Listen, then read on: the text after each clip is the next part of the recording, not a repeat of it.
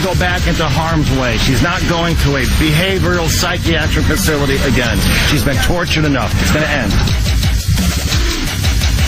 Welcome back to the Kuhner Report. Good morning, Boston. Jeff Kuhner, Boston's bulldozer, here on AM 680 WRKO and on 93.7 HD2. Well, a lot to talk about today, but without question, the obvious lead story is the continuing abuse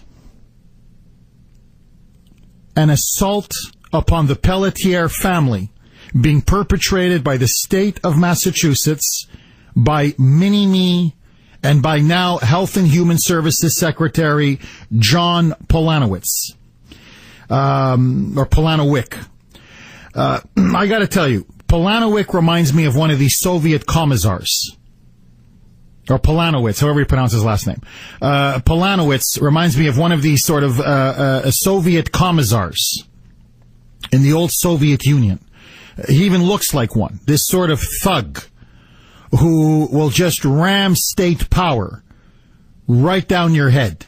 And he doesn't care what the public thinks. He doesn't care how bad he looks. He doesn't care how outrageous his behavior is or those of his superiors. This man will do whatever he has to do to keep himself and his cronies in power. And you can see the utter arrogance of this entire criminal gang surrounding Mini-Me on the Justina Pelletier case. So now you have growing public pressure. The more facts come out, the more outrage, not just people in Massachusetts and people in Connecticut, but people all over the country, even internationally, cannot believe that this is being done to a 15-year-old teenager here in the United States of America. And so yesterday, Polanowicz, the genius, came out with a plan that he says will eventually, down the road, reunify Justina Pelletier, who's now being held at a Framingham facility under the permanent custody of Department of Children and Families, eventually will reunify Justina with the mother and father and her family, Lou and Linda Pelletier. So what's this genius plan that Polanowicz and Mini-Me have put together? According to the plan now being pushed by Health and Human Services Secretary, DCF, and Mini-Me, the Pelletiers now have to follow and agree to 4 key proposals. Number 1, they are planning to send Justina back to the state of Connecticut.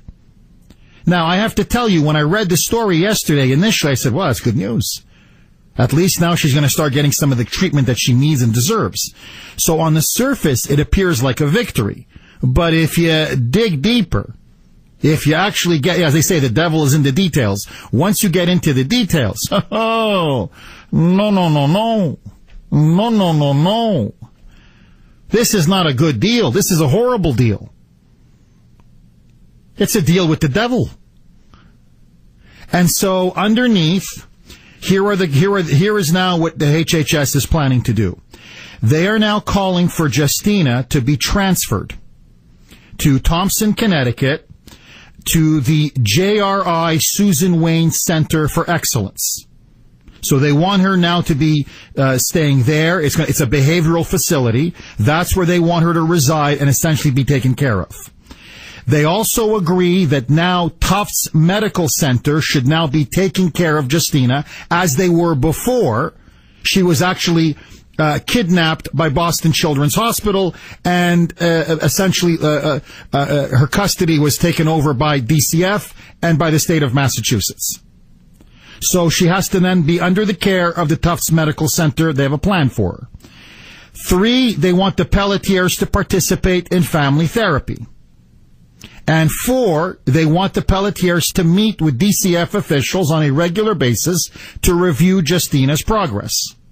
So, if the Pelletiers attend visits with Justina at JRI, if they follow through with Tufts Medical Center, their care plan, if they participate in family therapy, family counseling sessions, And if finally, after all that, they continue to meet with DCF to review Justina's progress, I swear to you, maybe, just maybe,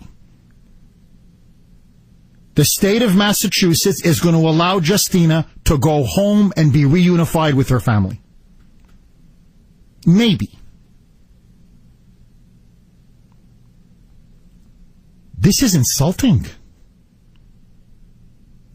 You call this a deal? This is not a deal.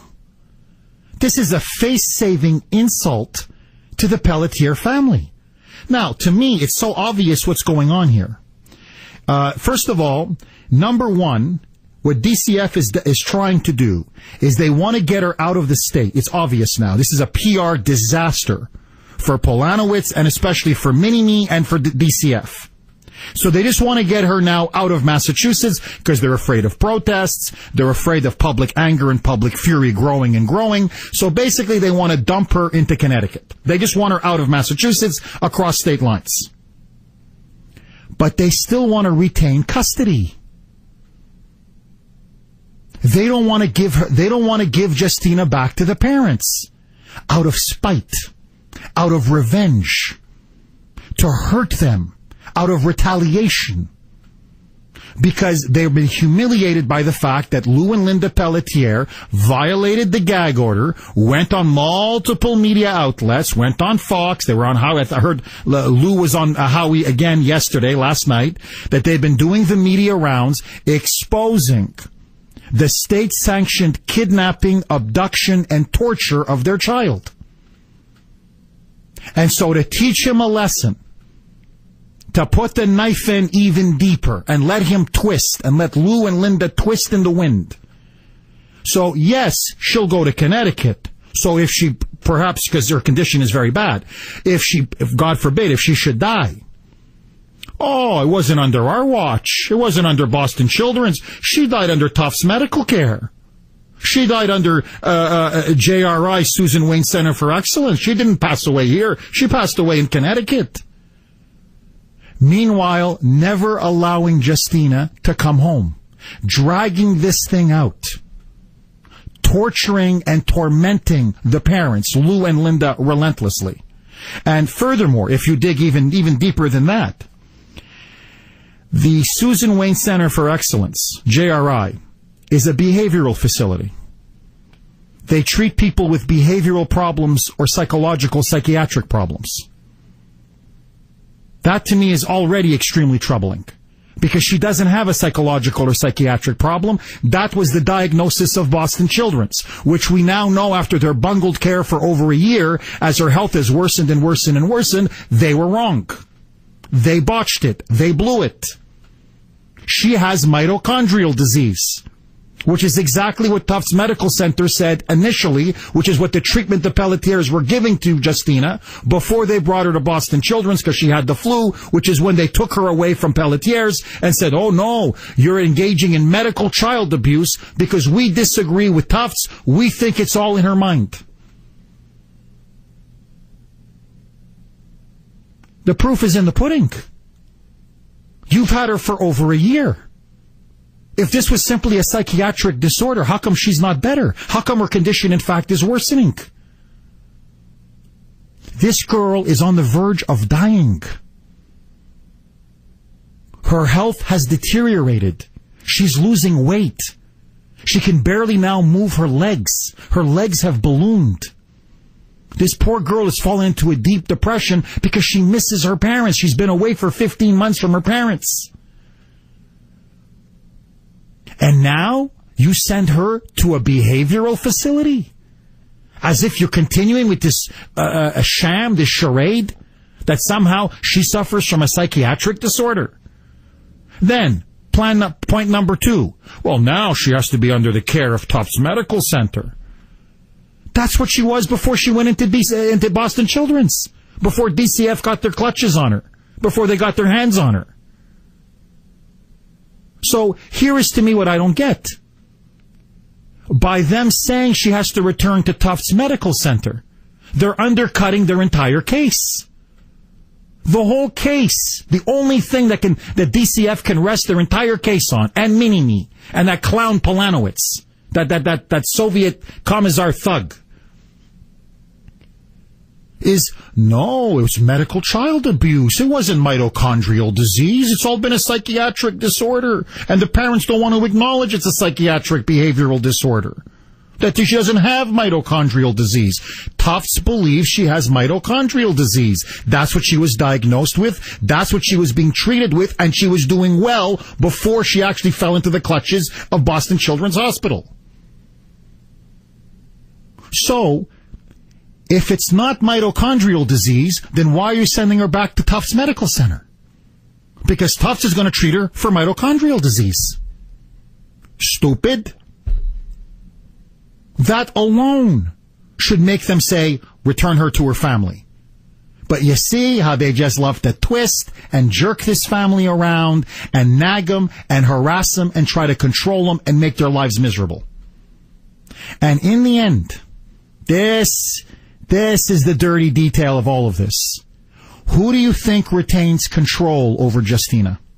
Who do you think retains permanent custody over Justina? DCF. Who will decide what medications Justina can take, even as she's under the care at Tufts Medical Center? DCF. Who can decide which doctor she sees and how many visits she can get when she's under the care of Tufts Medical Center? DCF. They control her medications. They control her doctor visits, which doctor she sees. They retain full custody. And then you want to talk about pouring salt onto the wound. Now this family apparently needs to undergo family therapy and counseling, trying to put the stigma upon Lou and Linda Pelletier that somehow the problem has been with them for the last 15 months. That somehow there's something wrong with them or their parenting or the environment that they've been creating for their child. When Connecticut's DCF investigated the family and said there's nothing wrong. 2 other daughters are wonderful, normal, healthy, fully productive members of society. They love mommy. They love daddy. There's countless pictures and testimony that Justina loves her father. Justina loves her mother. Justina wants to be back with her parents. So they just want to put this taint upon the Pelletiers. They want them to sign this and say, oh, we need counseling, we need therapy, because we're partially to blame. Because somehow we haven't been good parents, disagreeing with the diagnosis of one doctor against another doctor. As if they don't have a right as a parent to say, no, thanks, Boston Children's, we disagree, we agree with Tufts Medical Center, we think she has mitochondrial disease. And then you have to meet with DCF on a regular basis and kiss their ring? And so they can give you the okay on how, quote, progress is going, unquote? This is disgusting. This is wrong on so many levels. DCF created the problem. DCF abducted this child. DCF kidnapped this child. DCF and Boston Children's have been mistreating this child now for 15 months. Her health is deteriorating. This is the fault of DCF and the state of Massachusetts. And you've driven the parents, especially the mother, to almost several nervous breakdowns? Because they've taken their child away from them? And after you're the cause of the problem, you come in and say, oh, we need family therapy, we need family counseling? Get lost. Get lost. Polanowitz, you fraud, you phony, you. I'll tell you this. If this was my daughter, no deal. No deal. There's only one deal. One deal. Let her go immediately. She deserves to be home with her family. She deserves to be with her parents. She deserves to be with her sisters. And once we get Justina home, you, DCF, you, Polanowitz, you, Mini-Me, are going to get the mother of all lawsuits. Roll it, Brittany. The bottom line is, Justina needs to be home by her birthday, May 24th, and that is the ultimatum we have given the Secretary and the DCF Commissioner. Amen. Amen. I'm with you, Lou. Spoken like a true father. And so my question to you is this. If you were the parents of Justina Pelletier, if this was your daughter or your son being held against your will, would you accept this deal? Is this a good deal? I say no. What do you say, Boston?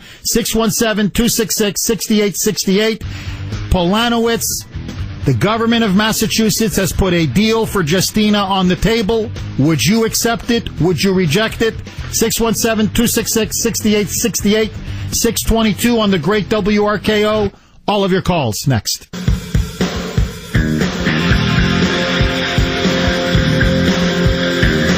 The bottom line is, Justina needs to be home by her birthday, May 24th, and that is the ultimatum we've given the Secretary and the DCF Commissioner.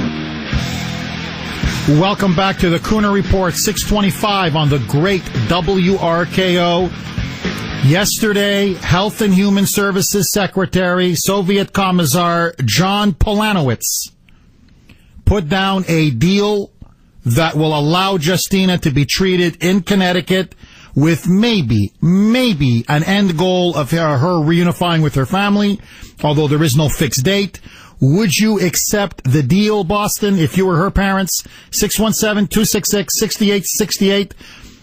Bill, you're up first. Thanks for holding, and welcome. Well, Jeff, if I can steal a line from the movie The Sting first, this kind of thing has to be discouraged. You follow? This would have ended a long, long time ago with me. I cannot believe, as a population, we've put up with this. This isn't a 401k they stole. This isn't a strip of land that they took for a shopping mall. This is a kid, a 15-year-old kid, brought to the brink of death and then discarded when their little experiment didn't work. And I hope this is not precedent-setting, but I think it might be. That's all I have to say. Thank you for that call, Bill. And look, I'm not trying to inflame people, but you have to know the facts.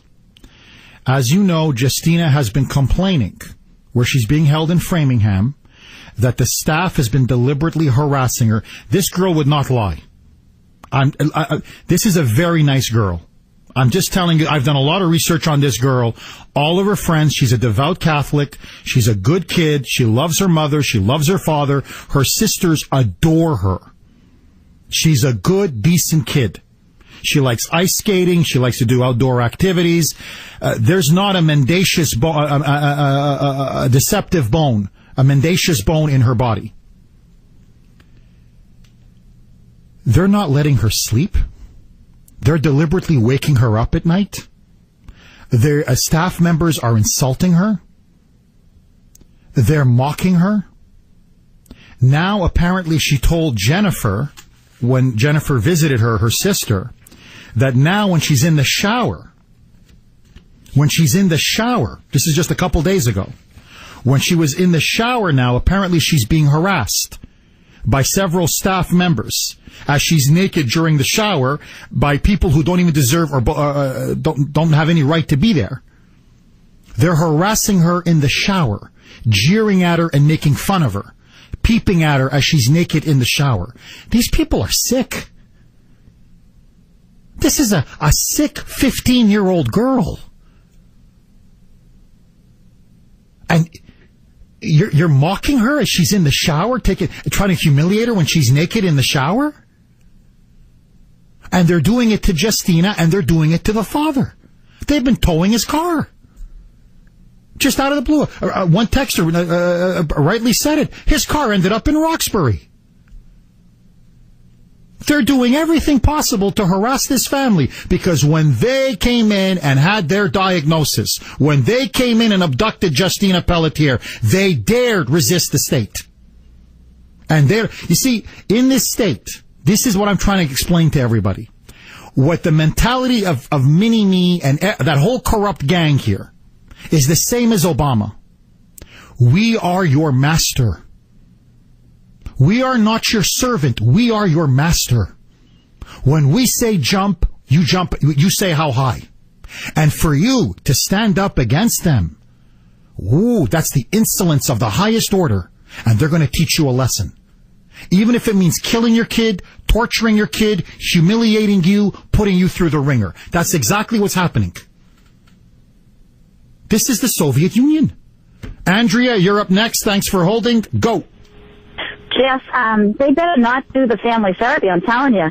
Once they get a hold of them and ask them to start talking to them, you know that they're going to start saying, they're going to start saying that, oh, this is Lou Pelletier, there is something wrong with him. Well, look at this mother, she's very controlling. You know they'll do that because they did it to Justina, and then they'll give them justification for keeping her longer. Oh, I agree with you. Look, I think they want her until she's 18. I think they want to break and humiliate this family because they had the gall to criticize and expose the rampant abuse of power taking place.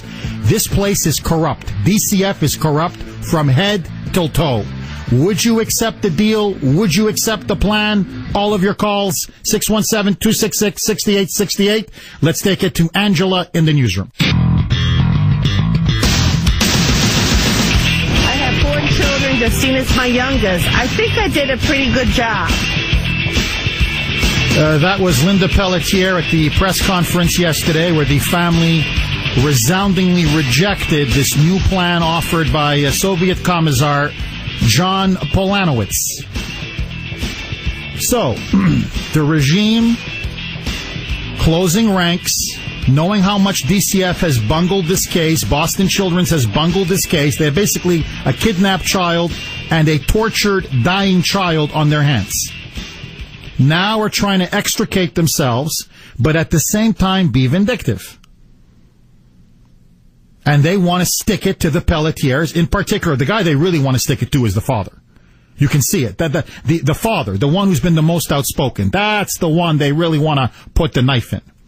So, not only now are they putting up this non-deal deal, which enables DCF to continue to have custody, continue to control Justina, continue to control her medications, her doctor visits, kicks her out of the state, so now if she dies, they won't be directly blamed for it.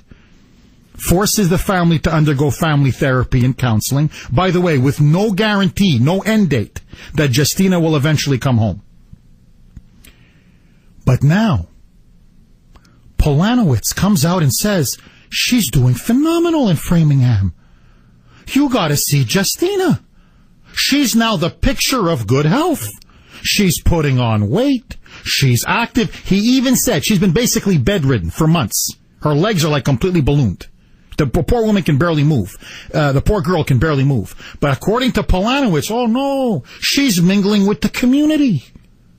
The only thing he didn't say was she was going out nightclubbing. She's so active. She's out nightclubbing and partying every night. Out in the community. I swear, she's out in the community. You would think that, oh, I'm sorry. Did she run in the Boston Marathon? John, I must have missed that. I didn't know she was that active. Check out this liar. This guy. Woohoo. They don't get any sleazier than this guy. Check out this guy now. Not only does he put out this bogus plan, this insulting plan, but then he lies to the people of Massachusetts and to America and to the world. She's a picture of good health. She's thriving under DCF. Yeah, like Jeremiah Oliver did, but let that go. Roll it, Brittany. So the Justina has been she has been out about in the community.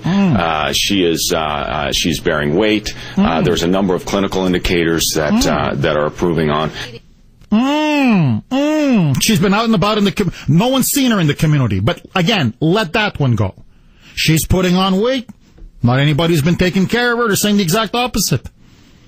She's losing pound after pound. So, at the press conference yesterday, Lou, Linda, and the two sisters are there, okay? One is Jennifer. I don't know the name of the other one. They're both, you can see, they're heartbroken. And honestly, at this point, when I saw this, I had tears in my eyes. I can't imagine what this family must be going through. So, I want you to picture this, okay? The parents are being told, be calm, don't be angry, because if you're angry, it's going to come across bad. You're going to come across as angry, as vindictive, that there's something wrong with you. The regime and their media allies are going to spin this against you. So you have to remain calm and composed at all times. But these two young girls, this is their sister, for God's sakes. They've been visiting her every week. They've been seeing her incredible, rapid deterioration. So then when they're told, now remember, these are young, impressionable girls, they think, well, a HHS secretary wouldn't lie, right? You know how we were when we were in high school or, no, I mean, come on, these are authority figures. They wouldn't lie. They would tell the truth, wouldn't they? When the sisters find out what Polanowitz said about how Justina was getting better, they practically go berserk. They're like fuming with anger. They're utterly despondent. The mother is trying to calm one of the daughters down, saying, please calm down, because we're going to look like a crazy family. They're trying to paint this as a crazy family. Roll it, Brittany. That is a completely false statement. Has Secretary Polanowitz actually seen my sister himself? He's right now paralyzed. I can show you Just pictures. relax. Her legs are cold. They're like they blew. Just It goes on and on. This is your child. This is your sister or your brother. It doesn't matter. Let's just say it's a boy, not a girl. And the state is doing this? Is this the United States of America? That this thing is even an issue? And that this has gone on for over 15 months. And this thug, Polanowitz, I want you to find the clip, Brittany. Find the clip, please, where he says, this thug, this Soviet commissar, says, I will not bow to pressure. I will not bow to public pressure. I have my orders from the boss, the vozhd, mini-me. I mean, what, you love playing God? You love torturing? What, you're a big man? You're torturing this girl? You're torturing this family? Or you're a big man, Polanowitz? Big man. Big man. This is utterly outrageous. And let me be even more candid with you, and then I'm going to open it up to the phone lines. And I said this to Brittany on the way in, and I'm not advocating anything. Please don't misunderstand what I'm going to say. But I'm going to be very candid. I think this father has been more than patient. If that was my Ashton, if that was my Ava, God as my witness. This is not Jeff Kuhner being macho man. I'm speaking now as a father.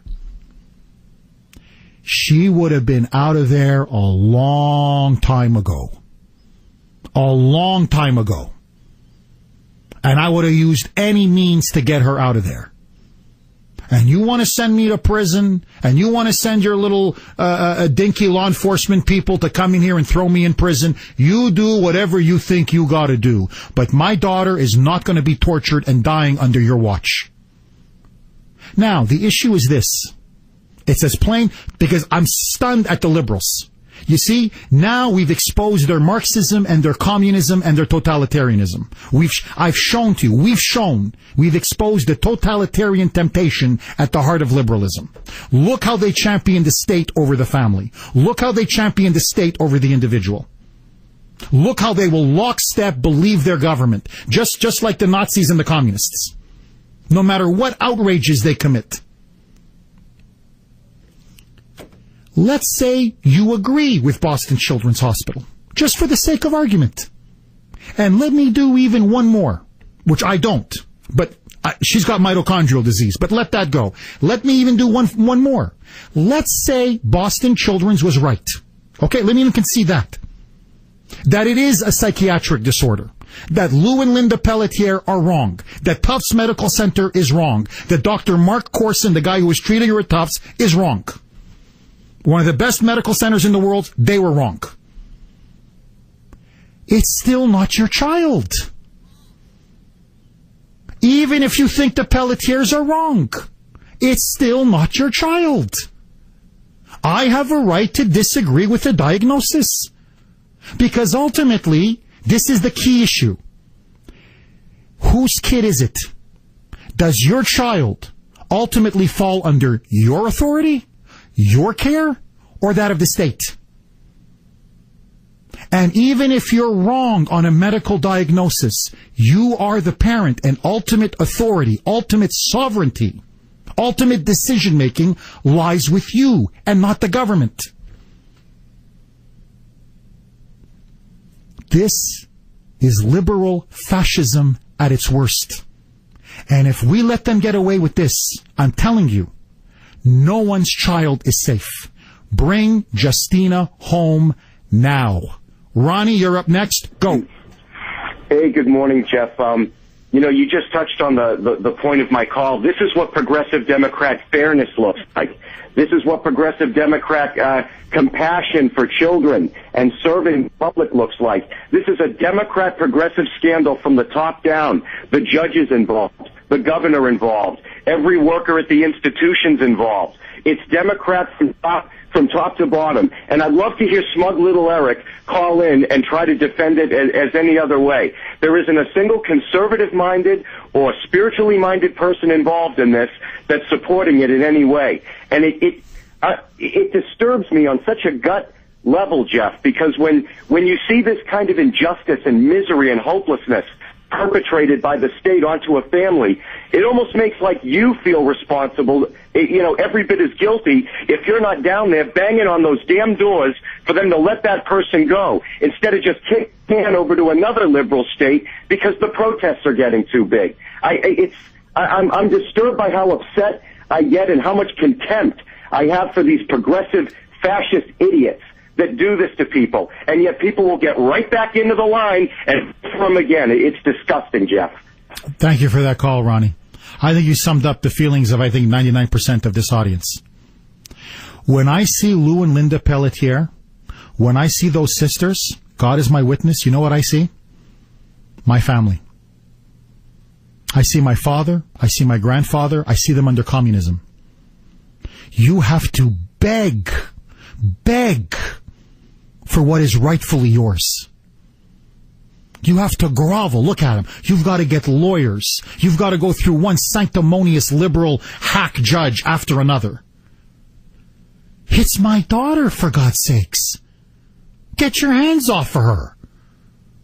But the state wields all of this power, and you, the individual, because we've abandoned the Constitution, we've abandoned our birthright, we've abandoned our basic freedoms, we've basically squandered and transferred all of our power to the government. You want to know what statism looks like? This is it. This is a microcosm. The Pelletiers is America. What Obama is doing to America, what Mini-Me is doing to Massachusetts, is what DCF is doing to the Pelletiers. And they're utterly hopeless and helpless. Jeff, you're up next. Thanks for holding. Go. How's it going, Jeff? Hey, Jeff. I wanted to make a couple points, but I'll just forget about it. First, something like this would never happen in Texas. And what I would do right now is I would go to the FBI building in Boston and demand that they put up a team to go in there and get my daughter out. Because if they don't, what I'm going to do is nationally advertise, try to raise funds for a team of mercenaries to go in there. If that's my kid, I don't care. I'm doing anything I can, and I don't care about any state regulations, DCF. This is the problem with liberals. They put these people into power, and they get this crazy power. They can actually take your daughter from you and hold her, and there's nothing you can do. I would straight up tell them, you don't let my daughter go. I'm gonna hire a team of mercenaries to come in and get her. Jeff, are you from Texas? No, I'm not, but I got family there. Well, okay, Jeff, because notice the Clive and Bundy issue.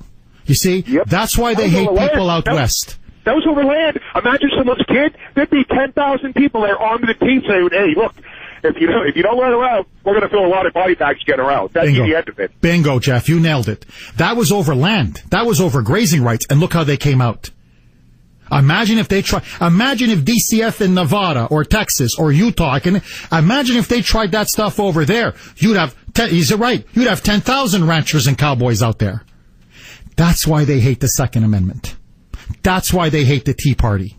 That's why they hate conservatives. Because we would never put up with something like this. 617-266-6868.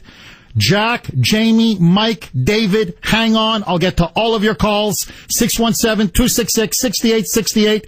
If you were the parents, would you accept this deal? And what would you do if that was your daughter? All of your calls next. Let's take it to Rush Limbaugh. Roll it, Brittany. As you can imagine, I think they were hoping that we would be able to bring Justina home today. So because that was not the case, they're upset. You think? No, you think. No. Why would they be upset, Polanowitz? No. You know, one signature, one executive order, she goes home to her parents, and maybe, just maybe, she'll have a shot at a normal life, a normal, healthy life. 617-266-6868. Jamie, you're up next. You're on RKO. Welcome. Good morning, Jeff. Hey, Jamie.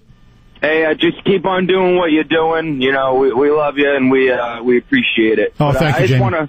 I want to chime in here real quick on this Justina thing. I've been following it for a while, and add, you know, something I saw yesterday on the TV. I'm sure you've heard about it, and you'll probably talk about it. Maybe you won't. The Bring Back Our Girls thing that's going on in Nigeria or something like that. Yes. You know, I'm sitting there watching that, and I'm thinking, I guarantee within the next couple of days, Obama's going to start standing on his soapbox and talking about this, and he's going to send all kinds of resources over there. When we have an issue here at home with Justina, you know, granted the details are different, but I don't want to hear that from the liberals. The fact of the matter is, you know, she was taken from her family, and you know, her family's trying to get her back, but you can almost guarantee that we're going to spend millions of dollars to go help people in a different country when we need these resources at home. Bingo. Thank you for that call, Jamie. This is state kidnapping and torture. That's what this is. David, you're up next. Thanks for holding. You're on RKO. Go ahead. Hey, Jeff. How you doing? I'm good. How are you, David? Pretty good, pretty good. Hey, I've been following this a little bit, but not that closely. But I got two things to say. One, why isn't their attorney filing a writ of habeas corpus in federal court and pulling this girl in front of a federal judge? Why are they continually staying in the state? That's my first question. David, they are filing a habeas corpus. They're saying she's been unlawfully imprisoned, and they're moving ahead on that. From my understanding, is full steam ahead. Is it in federal court or state court? That I don't know. They got to go to federal. I mean, state. They're not going to get anywhere in this state. And secondly, where is Charlie Baker?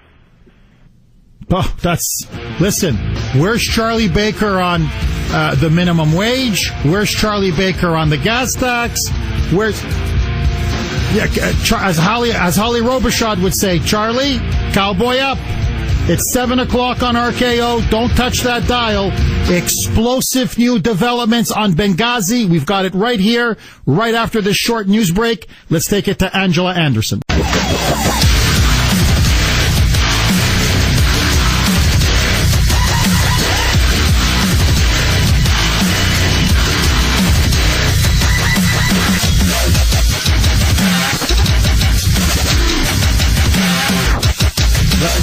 Welcome back to the Kuhner Report, Hour 2, 7:06 here on the great WRKO, and now on 93.7 HD2. 617-266-6868 is the number. You can also text us at 680-680. Things are heating up regarding Benghazi. As you know, on Friday, John Bonehead Boehner, the Orange Man, decided to finally break under political pressure, finally give under political pressure, and he has appointed a special select committee which will have subpoena power, will potentially have access to classified documents, that is now going to be leading an investigation into Benghazi.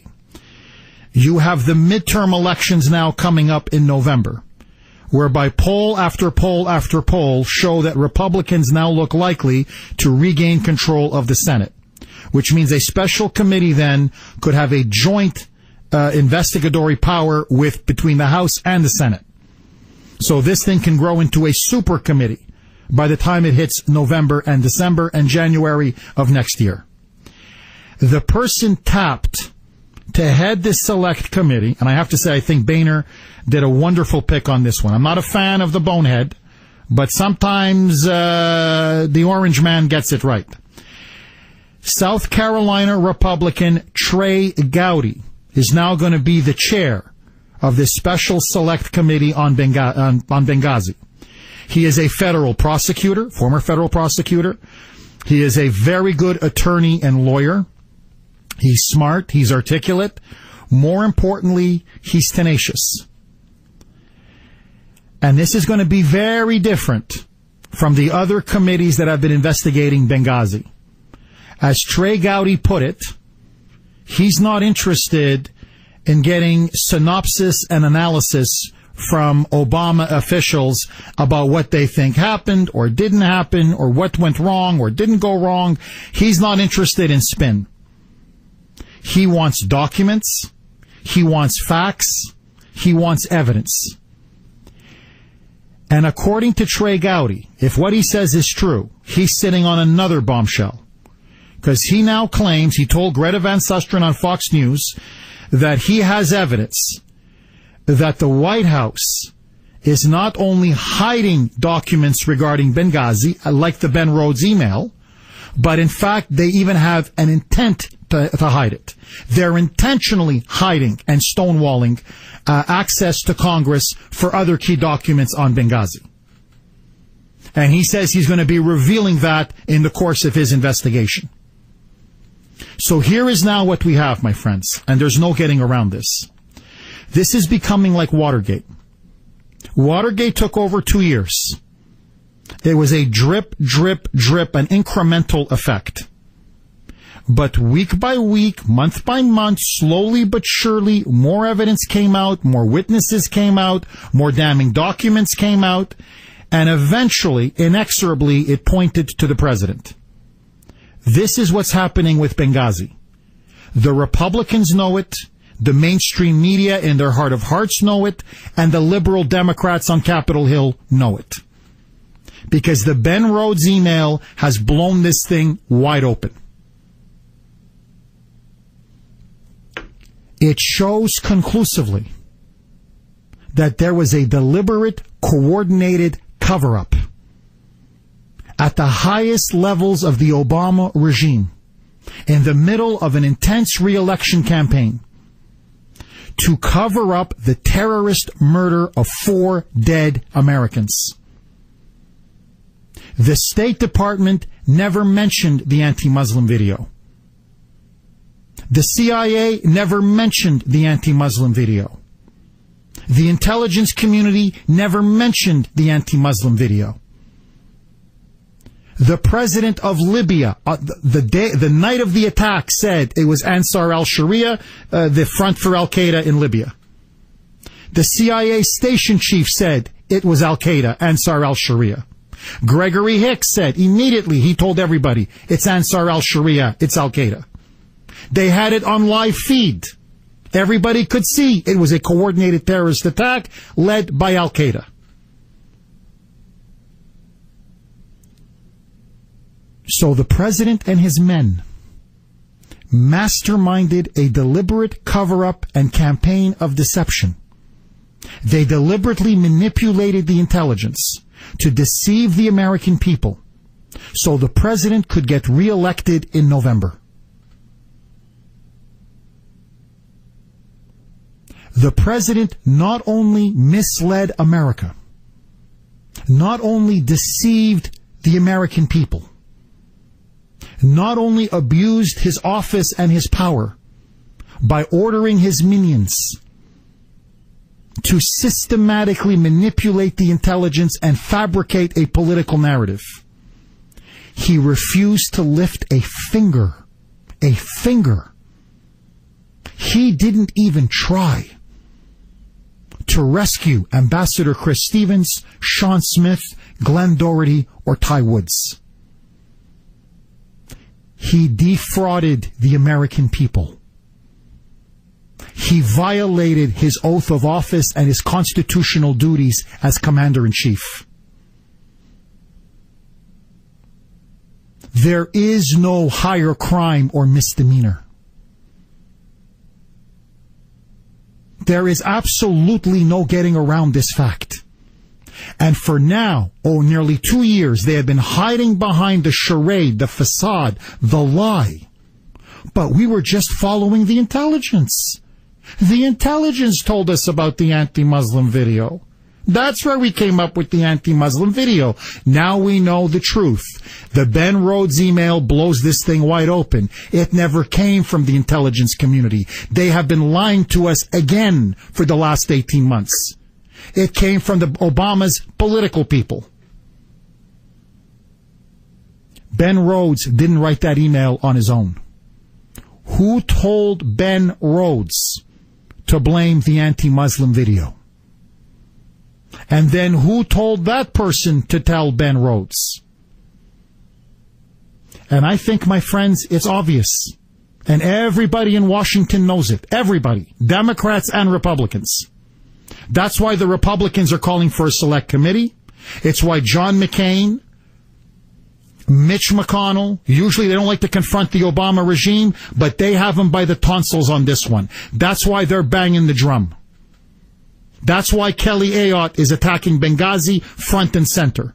Even the rhinos are jumping on board because it goes straight to Hillary Clinton and ultimately to the dear leader.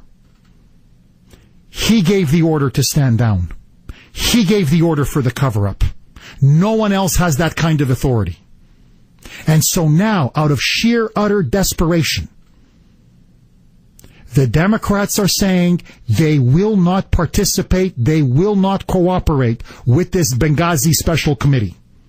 The Democrats say they won't join it, and yesterday, in a stunning statement from the White House, Minister of Propaganda Jay Carney, No.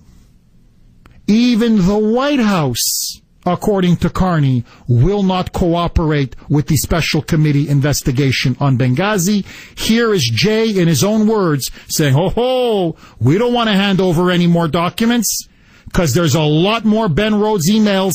And boy, oh boy, if the American people know exactly the extent of the cover-up, we're all going to be impeached. Roll it, Brittany.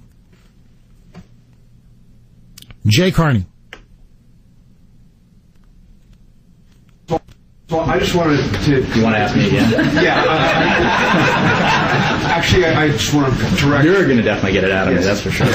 Yes or no answer. Is the White House going to cooperate with this investigation? Yes or no? I've heard a lot of First of all, I haven't seen an investigation. investigation. I've seen a lot of rhetoric. I've seen talk. I've seen some of the usual partisan... assertions and heard them. What I will say is that we have a long history of cooperating with legitimate oversight from Congress, and that cooperation will continue. What I am not going to speculate about is what the Republicans are up to. It's pretty blatantly apparent based on what they've said and what even other Republicans have said, that this is a highly partisan exercise. But I'm not going to go further than that. Jay Carney then goes on to say that basically he's not interested in cooperating with the Benghazi committee, the special committee. Now, if that's the case, that's illegal. If the White House does not cooperate, that's utterly illegal. Congress has every right to investigate any scandal. Now, 4 dead Americans, is that not a scandal? Lack of adequate security, is that not a scandal? That the administration was, at a minimum, was completely wrong about the reasons behind the attack, that's not a scandal? That the evidence is now overwhelming, that they orchestrated a massive cover-up and deception campaign, that's not a scandal? That the president never once ordered to send in military assets and Air Force jets that could have saved at least Ty Woods and Glenn Doherty. That's not a scandal. So if the White House is saying that they will not cooperate or recognize the authority of the Select Committee, my friends, they're in blatant violation of the law. This is a clear assault on the separation of powers and on the constitutionally granted powers, the dutiful constitutional authority of Congress to investigate the executive branch.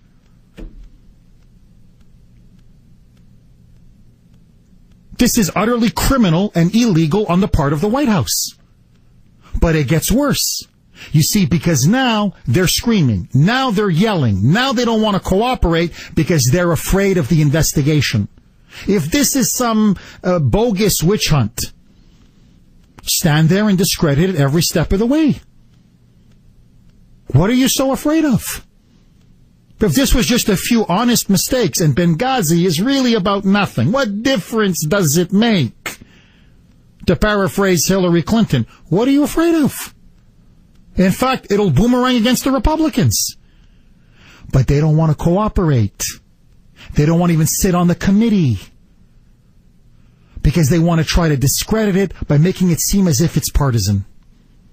By making it seem that it's partisan, then suddenly, maybe the American people won't take it seriously. They're afraid. They're afraid of what it's going to find. So here is Adam Schiff, California Democrat. Benghazi? What's Benghazi? We're not going to participate in Benghazi.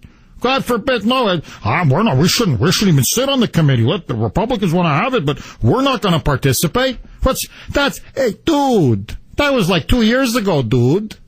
Roll it, Brittany.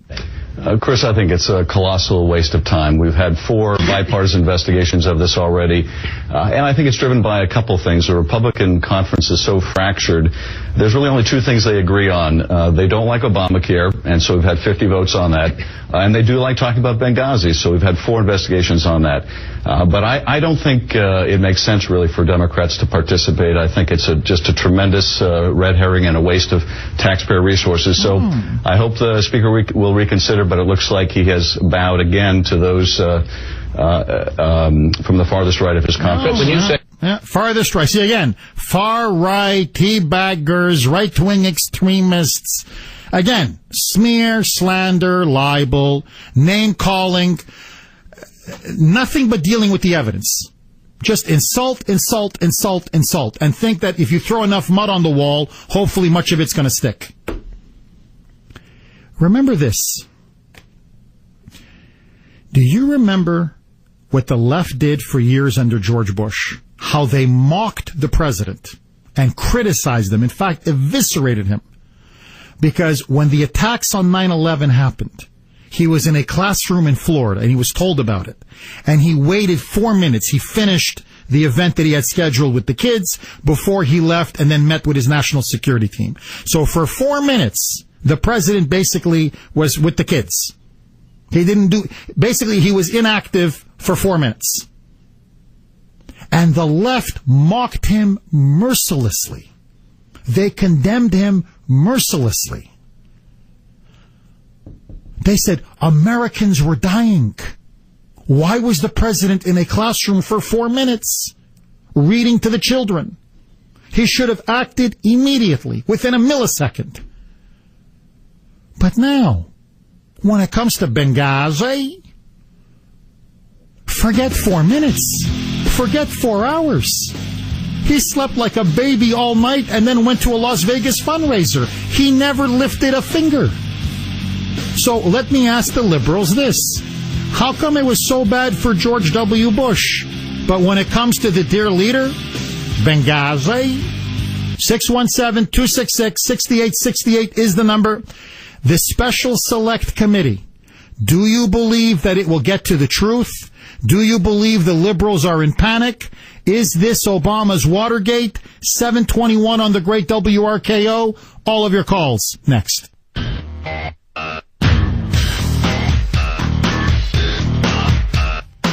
Well, it's been so fragmented, Greta, as you know. I mean, I can't even attend the Intel committee hearing, so I have no idea what they've uncovered. just like they don't come to the OGR, the Oversight Committee. We need a list of the witnesses that have been talked to and which ones are left to be talked to. We need a list of the documents. And by the way, I'm not interested in redacted documents or an overclassification. I want the documents. So I want all of the evidence, and then people can draw different conclusions from those facts and evidence, but you can't draw conclusions if you don't have all the facts. And what this committee is going to do is once and for all lay out all the facts, and then your jury can draw whatever inferences and conclusions they want to. Welcome back to the Kuhner Report, 725 here on the great WRKO, 617-266-6868 if you want to be part of the show. That's Trey Gowdy basically saying that the administration has been stonewalling Congress now for 20 months. Documents that they've asked for deliberately were not delivered. The Ben Rhodes email being a classic example. There are others. And so he's going to go after the administration and hard. Clearly now there is an attempt to stonewall, to obstruct justice, to cover up the cover-up. And so here is former CBS News investigative reporter. She got the boot from her boss because she was investigating Benghazi too hard.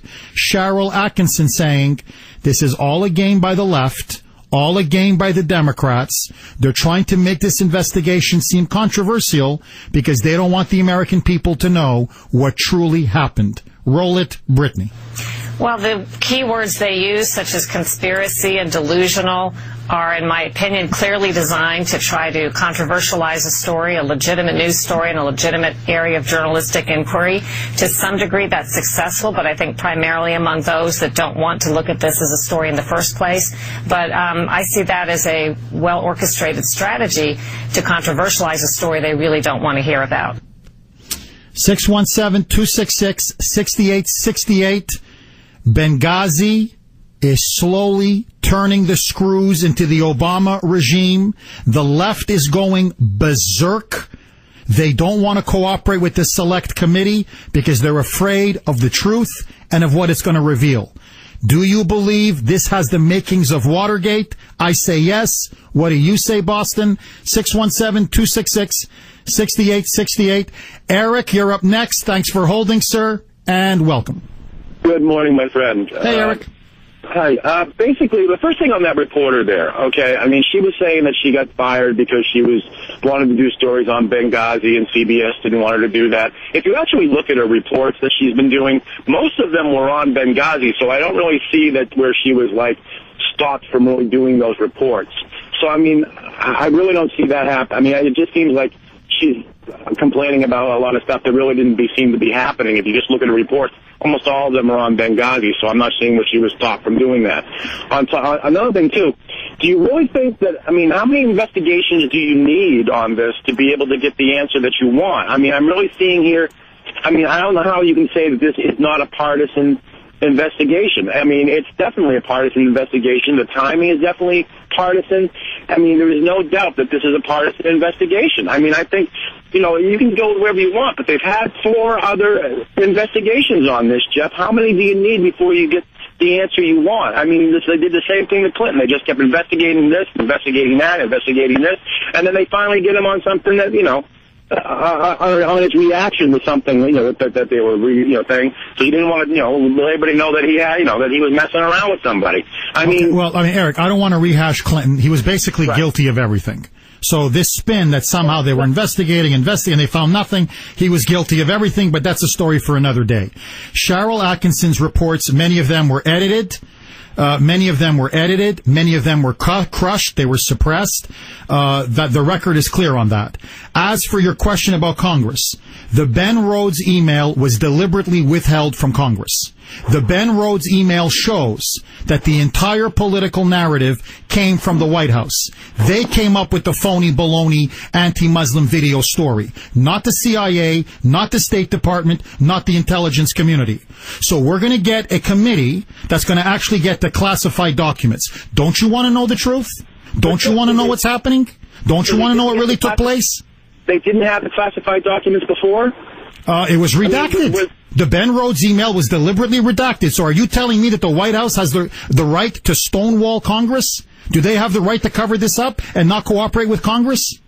I just think in this case, Jeff, I think honestly, and I think you'd be very disingenuous if you didn't acknowledge the fact that there's a lot of political political motivation behind these investigations. No, I'm sorry, Eric. Look, I'm sorry to tell you this. How can you say that, Jeff? If you turn around and saying that, Eric, well, this is going to have a big effect on the elections and on Hillary. Well, yes, there's no doubt. Because Hillary gave the order. How can this not have an effect? How can you say it's not political? It's political from the White House. It's been political from the White House from the get-go. They're trying to protect Hillary in 2016 and the dear leader. You're telling me with a straight face that the administration did nothing to save 4 Americans who were being slaughtered by Al-Qaeda, who then covered it up and misled the American people and then manipulated deliberately the intelligence.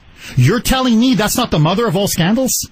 I'm telling you, Jeff, that there's a lot of reasons why you can't go into a foreign country with your guns blazing. You can't go into a foreign country with your guns blazing? The president of Libya asked for American reinforcements. The president of Libya said it was Al-Qaeda. You're incredible. So you're telling me you're okay. You're okay. Hold on. Let's expose the liberals now once and for all. Are you telling me with a straight face that you are okay with Al-Qaeda butchering 4 Americans in our compound and we didn't lift a finger? That we shouldn't have lifted a finger? Is that what you're saying?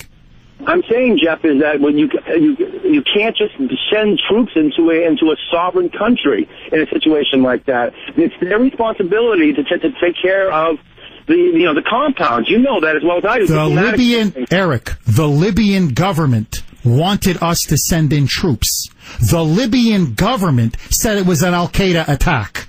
We had permission to go in. Please send troops to do this. The Libyan government said. The Libyan government said it was Al-Qaeda. The Libyan government said had we asked for permission, they would have given it. So my point is, you're telling me that we can't go rescue 4 dead Americans? Are you that desperate to protect this president? The Libyan government said that it was okay, then yeah, but I'm not seeing you're saying it right now. Whoa. I've heard anything about the Libyan government saying it was okay. Hold on. Our men are being attacked, and I got to ask for the permission of the Libyans to defend them? Jeff, you can't go into it. It's going to cause more deaths down the road. If there was something happening in America, say at a Spanish embassy in Washington, D.C., and something was happening, and we were going to defend, we couldn't defend them for some reason or another, you would be okay with them sending Spanish troops in? Spanish troops into America? If this was happening in America, we would have stopped it immediately. I understand that, Jeff. I'm saying in a hypothetical situation here, Eric, listen, please, take a breath. Who put the Libyan government in power? We did. Who asked for the compound in Benghazi? The Libyans did. Who's been underwriting Libya's security? We did. That was your president. That was his war. Those were our people that he sent in. Now, our people are dying. They're being attacked by Al-Qaeda. And you're telling me that if we're being attacked by Al-Qaeda, that we have no right to defend our people? That's how desperate you are to protect Hillary Clinton and Barack Obama? Jeff, if we send in a bunch of freaking troops into a situation like that, or say we went in there and had a gunship go in and plowed out all the people in that square and killed a bunch of civilians, do you really don't killed a bunch of civilians? They were attacking the compound. How many other people were in the area? If you just go in there and just I'll tell you this. In an area. You attack the compound, you send in the gunships, the civilians will flee, the terrorists will get killed. I mean, Eric, look, I'm sorry. You are getting so desperate to defend this president because you know he will be impeached. So now we shouldn't have sent them in because we shouldn't defend our people if they're attacked by Al-Qaeda. That's liberalism for you, my friends. 617-266-6868, 734 on the Great RKO. More with your calls next.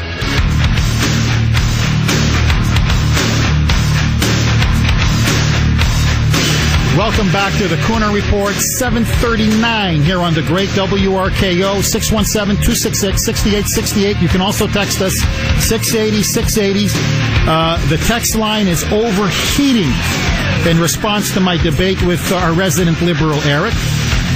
603, Jeff, U.S. embassies / consulates are sovereign U.S. land. We don't need permission to go in there. Bingo. That was sovereign U.S. territory. But let that go. Wait, even if it wasn't, On principle, you can go in and save your own citizens. Well, how about, there's so many ways to destroy that argument. We went into Pakistan without permission to get Osama bin Laden. Jimmy Carter went in to try to get the hostages in Iran. In Iran. Take the war in Libya. He says we're going to freaking blow up the country. That's what we did in Libya. It was an illegal war. There wasn't even an authorization from Congress. So we invaded Libya without authorization from Congress, blew the country to smithereens, basically bombed it back into the Stone Age, and so we installed the government in power. We, in fact, armed the Al-Qaeda terrorists and trained them, the very ones that turned their guns on our people at the compound. But notice, never go after the terrorists. Always sacrifice Americans. And did you catch the phrase that he used? Quote, our freaking troops. That's what the libs really think about our troops. Our freaking troops. We're the enemy. We're the problem. This is desperation. They know high crimes and misdemeanors were committed. They know this is the mother of all abuses of power. They know that in any half-decent, half-honest constitutional republic, the dear leader is going to be impeached. There are so many crimes, so many illegalities, so many abuses of power. Honestly, you don't know where to begin. So now the left, now that Boehner has finally been forced into doing the right thing, they now fear this select committee. Because it's like peeling a dirty, rotten onion. Layer after layer after layer. And now the left, I kid you not, is truly going, apoplectic berserk. Because their man could potentially go down. And so here is Cenk Uygur. Cenk, whatever. I think it's Cenk, actually, Cooks. But anyway, it doesn't matter. Want to bet? It's C-E-N-K. Yeah, but I think you pronounce it like junk or something. Jenk? Yeah. Okay, I know about him because I know some people who've worked with him. And that's how they pronounce his name. Anyway, you can pronounce it. Is it French? Is that a French word? Is that why? Patois? He's a rabid progressive. They tried him out on MSNBC. Then he was on Al Gore's station for a while before he got sold off to the Saudis. He was too progressive even for MS Left BC. But anyway, he's a big supporter of the dear leader. He's got a very popular internet show. A lot of radical libs, progressives, love the guy. He's always excusing every terrorist or every radical Islamist. But let that go. Cenk, however you pronounce his name, goes... Dank, however you pronounce his name, goes absolutely crazy at the prospect of a select committee on Benghazi. Roll it, Cooks. There's a mountain of problems with the Obama administration. This Benghazi, ting, get the fuck out of here with Benghazi. It's a tiny little thing, man. Oh, they changed it from attacks to demonstrations. Who gives a about that?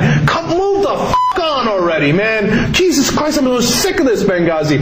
If it's a problem for the Obama administration, which I have said from the goddamn beginning that it's a slight problem, it's like this much of a problem. And it's not even about the administration. I'll ask each of you, if Hillary Clinton were not a viable candidate, unannounced as of now, right now, for the presidency, do you think anybody on Capitol Hill will be talking about Benghazi right now? No, I don't. Not John? Capitol Hill, but probably some conservative media. Okay, no, he was an ambassador. A guy who got killed worked for him. Yeah, That's why we're talking about it. Okay, exactly look, I'm starting to get pissed, as you can tell, right? So, all right, the ambassador died. Yeah, that's terrible. 4 people died. That's terrible. Yeah, I agree with you. How about the nearly 3,000 people who died under your fucking watch? It just goes on and on. Cooks, I hope we cleaned a lot of that up there. I was pretty, with those beeps. I don't know if they covered everything out. But anyway, if we didn't, we apologize. But hey, that's look at how articulate. Look at how articulate. It's just so persuasive. Just look at, he argues at such a high intellectual level. You see, this is how they defend the administration on Benghazi. Basically, now they're left with the F-bomb. Basically, what it is, blank you. Why don't we do goddamn hearings and nonstop? Why don't we talk for 8 years about the gross incompetence of the Republicans, George goddamn W. Bush, and Dick Cheney? Let's sit and cooperate for a month as they're about to attack us. You got a memo that said, Bin Laden determined to attack inside the United States of America. You didn't do anything about that. 3,000 Americans died. Now you want to talk about Benghazi and 4 Americans. Oh, and you changed it from attacks to demonstrations. Fuck you. Move the on. Very articulate, very eloquent. Didn't they have a 9/11 commission? Well, that's the thing. How many commissions? The big 9/11 commission report. We had to revamp the entire American government. We needed Homeland Security. We needed the Patriot Act. We needed everything to be changed. Everything. No stone was left unturned. And remember, I said this before. Do you remember what the left did? They mocked Bush for years because he stood in that classroom for 4 minutes after he was told about 9/11. Not to scare the kids and to make it seem like everything was fine and he was in charge. He didn't want to seem like he was in a panic. He knew the cameras were on him. So he said, let me just finish this. We got 4 minutes left to go and then I'll deal with it. This guy, to this day, forget the night of the attack. To this day, not one perpetrator of that attack, not one Al-Qaeda terrorist has been captured or killed or arrested. Not one. They're not even looking for him. They're not even looking for the guy. Why are they behaving like this? We won't cooperate. We're not going to join. Blank you, blank, blank, blank you, blank this, blank that, blank Bush, blank Cheney. Back to Bush Cheney now. Back to Bush. When all else fails, Bush Cheney. Bush, Bush, Bush, Bush. Why? Because they know the truth is damning. This was a deliberate cover-up at the top to save the president in the middle of his re-election campaign. 4 Americans were allowed to die. Not one military asset was sent. They didn't even try. And in the face of overwhelming, irrefutable evidence, don't talk to me about 9/11-2001. Nobody saw that attack coming. Nobody even acknowledged that radical Islam was for real. On the anniversary of 9/11, after 9/11, after the London bombings, after the Spanish bombings, after the attacks in Bali, after the Fort Hood massacre, after September 11, 2001, after all of these atrocities, after all of these attempted terrorist attacks in America and on American targets all over the world, on September 11, the anniversary, the very men that we armed and trained in that illegal war in Libya, the very same terrorists, turned their guns on our people. Our president not only didn't lift a finger, he then told his people, we need a phony narrative so I don't lose my re-election campaign. This makes Watergate, which was the cover-up of a third-rate burglary, look like a Sunday picnic.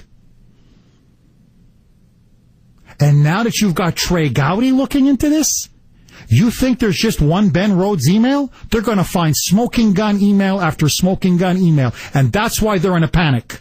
That's why they're protecting Hillary. That's why they're protecting the dear leader. That's why they're protecting Susan Rice. Because this is going to go all the way to the president's men and ultimately to the president himself. Mike, you're up next. Thanks for holding. Welcome. Good morning, Jeff. Hey, Mike. The fact of the matter is the president got reelected. This thing is going nowhere. You heard that guy you just had on with the F-bombs? You haven't heard anything yet. The guy they appointed from South Carolina is probably a Klansman, and they'll put a hood over him before too long. And you mark my words, the rhetoric and the hate and the absolute witch hunt that they're going to perpetrate against the committee. This thing will be adjourned within 4 months with no results. The fact of the matter is, Obama's here for another 3 years, Jeff. He won re-election. We didn't care how he did it, what hoops he had to do, what laws he had to break.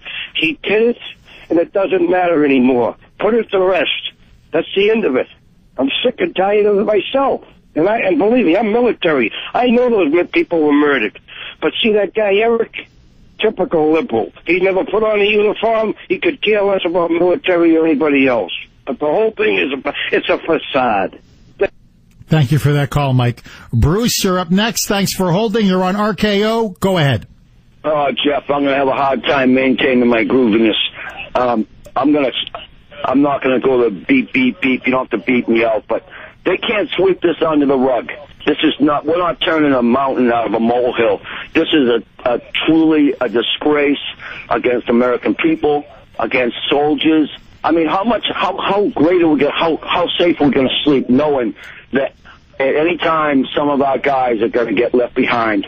This is not how our military operates. And how are these guys going to really want to sign up on their own, knowing that this is how they're going to be treated by protecting ourselves and protecting our embassies and our own soil right here in the United States? Bruce, I want to take a ball back to these guys. Bruce, I'll be honest with you. I'm being very candid with you.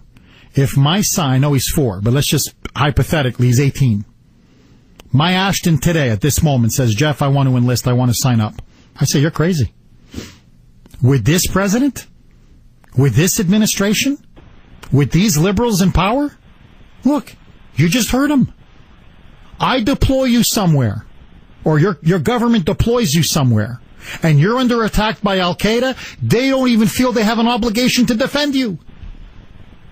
They will sacrifice you to the enemy in the name of political correctness. Son, I don't want you to commit suicide. Don't join the military. I swear that's what I would tell him. Today, at this moment. Russ, you're up next. Thanks for holding. Go. Actually, sorry, it's Rob. Rob, you're up next. Thanks for holding. Go. Yes, I'd like to make a couple of quick points about Brett Baer's interview with this Tommy Vetter, or Vitor, whatever. Vitor. Dude, Vitor. it was like 2 years ago, yeah, dude. And that's one of my points. I mean, I heard Laura Ingraham substituting for Bill O'Reilly the other night, and she was making a joke about this and saying, oh, God bless him. Look, forget that. It's so disrespectful for him to have that. And this is the attitude that pervades this White House.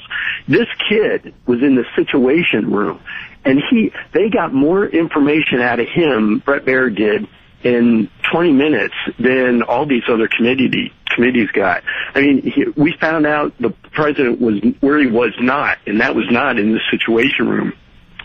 And we did find out through this Tommy that he was in the White House. So what was he doing in the White House, and why wasn't he paying attention to the situation? So my second point is, don't start with the big guns like John Kerry. They need to go after these lowerlings like these guys. They're the ones that are inexperienced at lying. They'll get this information up quickly. Pull these guys in, get what they can, then pull in John Kerry and Hillary Clinton after they have built a foundation for their arguments.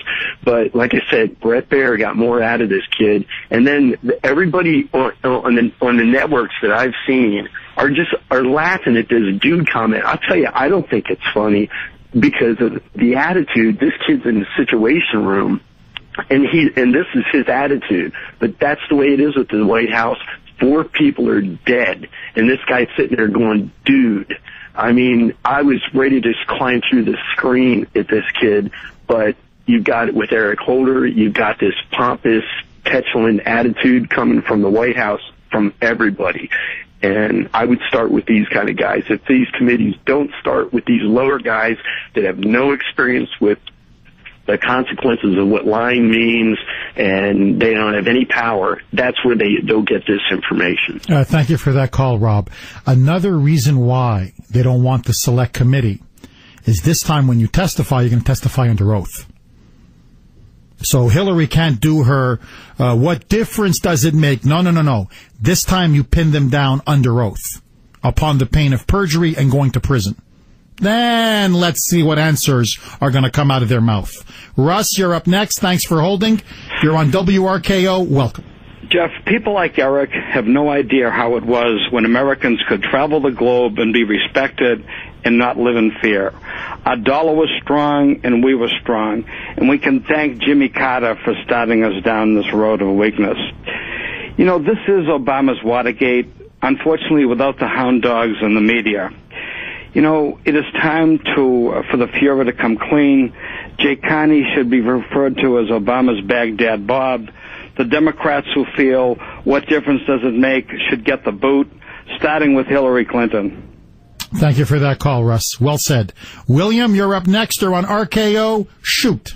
Good morning, Jeff. Jeff, the other caller there said nothing's going to come of these hearings. Maybe nothing will come of these hearings, but I make your prediction. And this is not a psychic prediction. This is just life experiences. When I was stationed in Germany, we had SETA seminars, and all about the KGB getting you over a barrel of beer.